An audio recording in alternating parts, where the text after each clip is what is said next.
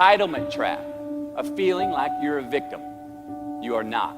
Get over it and get on with it. Happiness is an emotional response to an outcome. If I win, I will be happy. If I don't, I won't. It's an if-then, cause and effect, quid pro quo standard that we cannot sustain because we immediately raise it every time we attain it. You see, happiness demands a certain outcome. It is result reliant. And I say, if happiness is what you're after, then you're going to be let down frequently, and you're going to be unhappy much of your time. Joy, though, joy is a different thing. It's something else. Joy is not a choice. It's not a response to some result. It's a constant. Joy is the feeling that we have from doing what we are fashioned to do, no matter the outcome. Now, personally, as an actor, I started enjoying my work and literally being more happy when I stopped trying to make the daily labor a means to a certain end.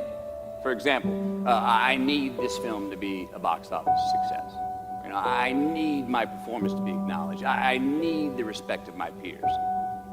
All those are reasonable aspirations, but the truth is, as soon as the work, the daily making of the movie, the doing of the deed became the reward in itself for me, I got more box office, more accolades and respect than I ever had before. See, joy is always in process. It's under construction. It is in constant approach, alive and well in the doing of what we're fashioned to do and enjoying it. Define success for yourself. Money is king today. It's what makes the world go round. It is success. The more we have, the more successful we are, right? Now, I would argue that our cultural values have even been financialized. Humility is not in vogue anymore. It's too passive.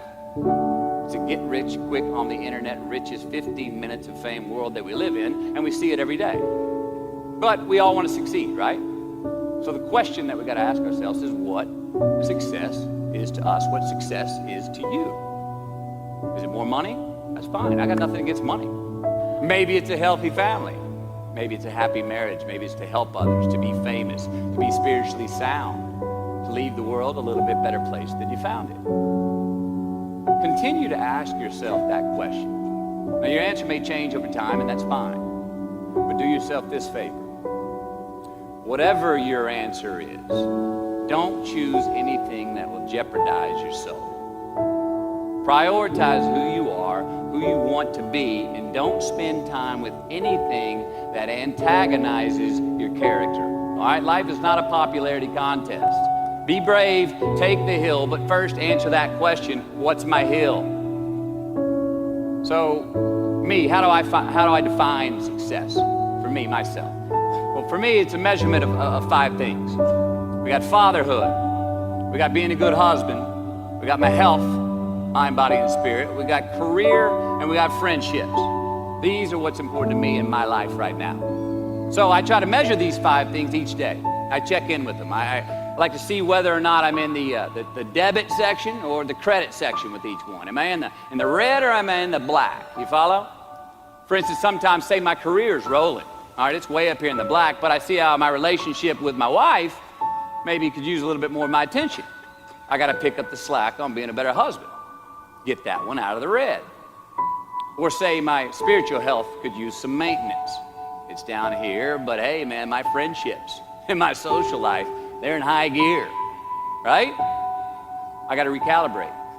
Checks and balances. I got to go to church, remember to say thank you more often, something.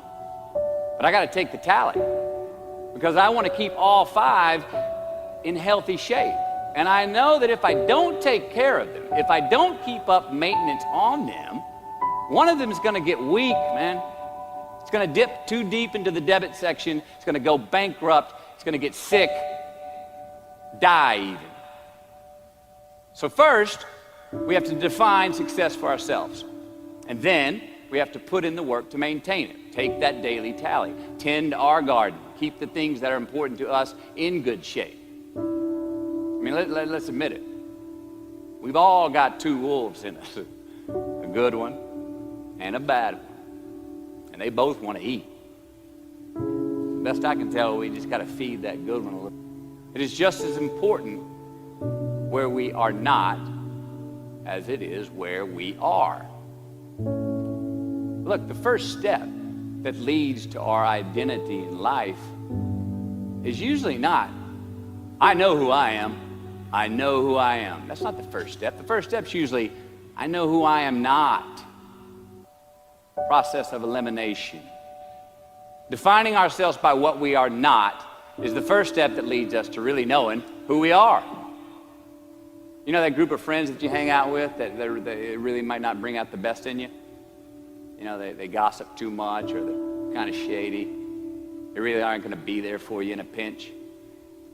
Or how about that bar that we keep going to that we always seem to have the worst hangover from? Or that computer screen, right? That computer screen that keeps giving us an excuse not to get out of the house and engage with the world and get some real human interaction. Or how about that food that we keep eating? The stuff that tastes so good going down, it makes us feel like crap the next week. We feel lethargic and we keep putting on weight. Well, those people, those places, those things, stop giving them your time and energy. Just don't go there. I mean, put them down. And when you do this, when you do put them down, when you quit going there, and you quit giving them your time, you inadvertently find yourself spending more time and in more places that are healthy for you, that bring you more joy. Why? Because you just eliminated the who's, the where's, the what's, and the when's that were keeping you from your identity. Like, trust me, too many options, I promise you this, too many options will make a tyrant of us all. All right, so get rid of the excess, the wasted time. Decrease your options. And if you do this, you will have accidentally, almost innocently, put in front of you what is important to you by process of elimination. Knowing who we are is hard. It's hard. So give yourself a break. Eliminate who you are not first, and you're going to find yourself where you need to be. Dissect your successes and the reciprocity of gratitude. We so often focus on failure, don't we? When we study failure, we obsess with failure. We dissect failure and our failures. We dissect them so much we end up intoxicated with them to the point of disillusion. I mean, when do we write in our diary? Usually when we're depressed. What do we gossip about? Other people's flaws and limitations. And we can dissect ourselves into self-loathing if we're not careful. I find that most of the times our obsession with what is wrong just ends up breeding more wrong, more failure. Now, the easiest way to dissect success is through gratitude. Giving thanks for that which we do have, for what is working. Appreciating the simple things we sometimes take for granted. We give thanks for these things, and that gratitude reciprocates, creating more to be thankful for. It's really simple, and it works. Now, I'm not saying be in denial of your failures. No, we can learn from them too, but only if we look at them constructively, as a means to reveal what we are good at, what we can get better at, what we do succeed at. Now, personally, I've read a whole lot of my bad reviews. Right? I've had quite a few. Written by the more talented critics, they are the ones who give constructive bad reviews. They revealed to me what did translate in my work, what came across, what was seen, or what wasn't. Now, I don't obsess on the unfavorable aspect of their review, but I do seek what I can learn from it. Because their displeasure actually uncovers and makes more apparent what I do well, what I am successful at, and then I dissect that. All right, life's a verb.